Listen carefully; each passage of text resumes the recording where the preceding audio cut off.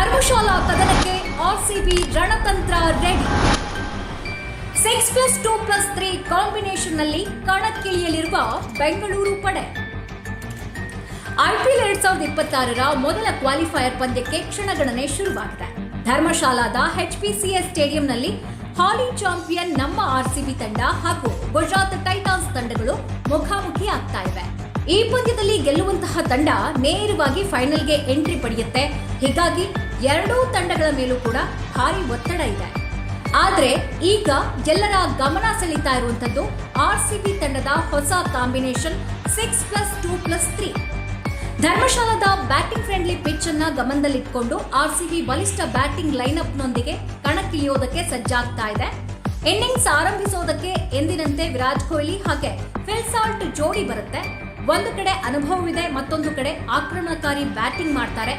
ಈ ಜೋಡಿ ಪವರ್ ಪ್ಲೇನಲ್ಲೇ ಪಂದ್ಯವನ್ನ ಮುಗಿಸುವಂತಹ ಸಾಮರ್ಥ್ಯ ಇದೆ. ಇನ್ನು ಮೂರನೇ ಕ್ರಮಾಂಕದಲ್ಲಿ ದೇವದತ್ ಪಡಿಕ್ಕಲ್ ಅವಕಾಶವನ್ನ ಪಡೆದುಕೊಳ್ಳಲಿದ್ದಾರೆ. ಇತ್ತೀಚಿನ ಪಂದ್ಯಗಳಲ್ಲಿ ಅವರು ಸ್ಥಿರ ಪ್ರದರ್ಶನವನ್ನ ಕೊಡ್ತಾ ಇದ್ದಾರೆ. ಹಾಗಾಗಿ ಪಡಿಕ್ಕಲ್ ಮೇಲೆ ಮ್ಯಾನೇಜ್ಮೆಂಟ್ ಭಾರಿ ನಂಬಿಕೆಯನ್ನ ಇಟ್ಕೊಂಡಿದೆ. ಇನ್ನು ನಾಲ್ಕನೇ ಕ್ರಮಾಂಕದಲ್ಲಿ ನಾಯಕ ರಜತ್ ಪಾಟಿದಾರ್ ಕಣಕ್ಕಿಳಿಯಲಿದ್ದಾರೆ.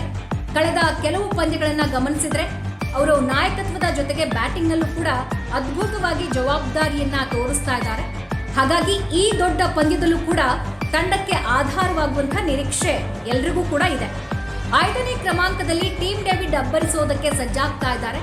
ಇವರು ಡೆತ್ ಓವರ್ಗಳಲ್ಲಿ ಸಿಕ್ಸರ್ ಮಳೆ ಸುರಿಸುವಂತಹ ಸಾಮರ್ಥ್ಯವಿರುವಂತಹ ವ್ಯಕ್ತಿ.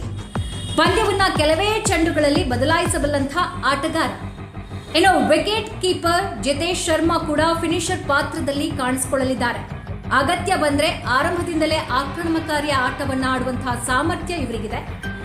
ಇನ್ನು ಆಲ್ರೌಂಡರ್ ವಿಭಾಗದಲ್ಲೂ ಕೂಡ ಕೃನಾಲ್ ಪಾಂಡ್ಯ ಮತ್ತು ರೊಮ್ಯಾರಿಯೋ ಶಫರ್ಡ್ ಪ್ರಮುಖ ಪಾತ್ರವನ್ನ ವಹಿಸಲಿದ್ದಾರೆ. ಕೃನಾಲ್ ಸ್ಪಿನ್ ಹಾಗೆ ಅನುಭವದಿಂದ ಮಧ್ಯ ಓವರ್ಗಳಲ್ಲಿ ನಿಯಂತ್ರಣವನ್ನ ತರ್ತಾರೆ. ಅದೇ ರೀತಿ ಶಫರ್ಡ್ ಕೂಡ ಬ್ಯಾಟ್ ಮತ್ತು ಬಾಲ್ ಎರಡರಲ್ಲೂ ಕೂಡ ಮ್ಯಾಚ್ ವಿನ್ನರ್ ಆಗುವಂತಹ ಸಾಮರ್ಥ್ಯವನ್ನ ಹೊಂದಿದ್ದಾರೆ. ಇನ್ನು ಬೌಲಿಂಗ್ ವಿಭಾಗಕ್ಕೆ ಬಂದ್ರೆ ಜೋಶ್ ಹೇಜಲ್ವುಡ್ ಹಾಗೆ ಭುವನೇಶ್ವರ್ ಕುಮಾರ್ ಮೇಲೆ ಭಾರಿ ಜವಾಬ್ದಾರಿ ಇದೆ. ಹೊಸ ಚೆಂಡಿನಲ್ಲಿ ವಿಕೆಟ್ ಕೀಳುವ ಜೊತೆಗೆ ಡೆತ್ ಓವರ್ಗಳಲ್ಲೂ ಕೂಡ ರನ್ ನಿಯಂತ್ರಿಸುವಂತಹ ಕೆಲಸ ಮಾಡಬೇಕಾಗುತ್ತೆ. ಇದರ ಜೊತೆಗೆ ರಸಿಕ್ ಸಲಾಂ ಕೂಡ ಅವಕಾಶವನ್ನ ಪಡೆದುಕೊಳ್ಳುವಂತಹ ಸಾಧ್ಯತೆ ಇದೆ. ಯುವ ವೇಗಿಯ ಪ್ರದರ್ಶನ ಈ ಬಾರಿ ಗಮನ ಸೆಳೆದಿದೆ. ಇನ್ನು ಇಂಪ್ಯಾಕ್ಟ್ ಪ್ಲೇಯರ್ ಆಯ್ಕೆಯಲ್ಲೂ ಆರ್ಸಿಬಿ ವಿಶೇಷವಾದಂತಹ ಪ್ಲಾನ್ ಮಾಡಿಕೊಂಡಿದೆ. ಬ್ಯಾಟಿಂಗ್ ಅವಶ್ಯಕತೆ ಇದ್ರೆ ವೆಂಕಟೇಶ್ ಅಯ್ಯರ್, ಬೌಲಿಂಗ್ ಬೇಕಾದ್ರೆ ಸುಯೇಶ್ ಶರ್ಮಾ ಅವರನ್ನ ಕಣಕ್ಕಿಳಿಸುವಂತಹ ಸಾಧ್ಯತೆ ಇದೆ. ಒಟ್ನಲ್ಲಿ ಆರ್ಸಿಬಿ ಈ ಬಾರಿ ಸಂಪೂರ್ಣ ಬ್ಯಾಲೆನ್ಸ್ ತಂಡದೊಂದಿಗೆ ಕಣಕ್ಕಿಳಿತಾ ಇದೆ. ಆದ್ರೆ ಎದುರಾಳಿ ಗುಜರಾತ್ ಟೈಟಾನ್ಸ್ ಕೂಡ ಸುಲಭದ ತಂಡವಲ್ಲ.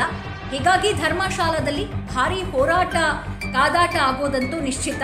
ಹಾಗಾದ್ರೆ ನಿಮ್ಮ ಪ್ರಕಾರ ಈ ಪಂದ್ಯದಲ್ಲಿ ಯಾರು ಗೆಲ್ತಾರೆ, ಆರ್ಸಿಬಿನ ಅಥವಾ ಜಿಟಿನ? ನಿಮ್ಮ ಅಭಿಪ್ರಾಯ ಏನು? ತಪ್ಪದೇ ಕಮೆಂಟ್ ಮಾಡಿ ತಿಳಿಸಿ.